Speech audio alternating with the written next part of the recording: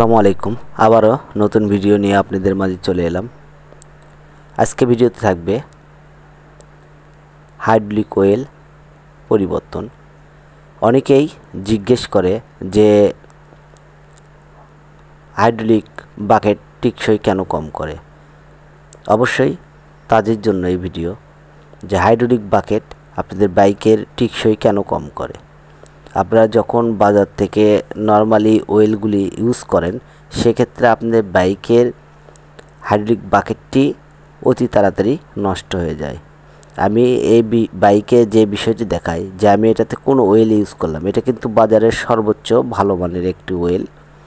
এটাতে আপনি ইউজ করলে আপনাদের বাইকের বাকেটের লংজিভিটি বৃদ্ধি পাবে। আমি এটাতে মাস্টার সিলিন্ডার ক্যালিপারের আমি ওয়েলটি ফেলে দিছি, আমি ওয়েলটি আবার নতুন করে উঠে নেব।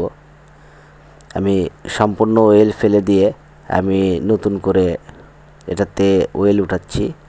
কেননা দীর্ঘদিন বাইক রাইড করার ক্ষেত্রে দেখবেন যে মাস্টার সিলিন্ডারের ভিতর হাইড্রোলিক ওয়েলটি একদম দানা দানা হয়ে যায়। সেক্ষেত্রে আপনি ব্রেকের যদি চাপ দেন পিছনে ব্যাকলাইটটি জ্বলে থাকে। আপনারা যেই কাজটি করবেন সেটা হচ্ছে বাইক যখন আপনাদের বাইকে সার্ভিস করাবেন, সার্ভিস করার সময় অবশ্যই ব্রেক ওয়েলগুলি চেক করে নেবেন যেন মাস্টার সিলিন্ডারের ওয়েলটি সঠিক আছে কি না। যদি ভিতরে ঘনত্ব বেশি হয়ে যায় সেক্ষেত্রে আপনার ওয়েলটি অবশ্যই পরিবর্তন করে নেবেন।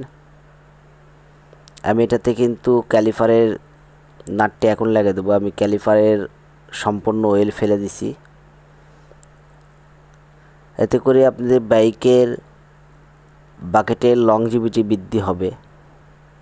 আপনারা যখন ব্রেক চাপবেন, ব্রেক চাপার পরে দেখবেন যে অনেক সময় অনেক বাইকে দেখা যায় যে ব্যাকলাইটটি জ্বলে থাকে। এই সমস্যাগুলি থেকে আপনারা অবশ্যই সমাধান পাবেন।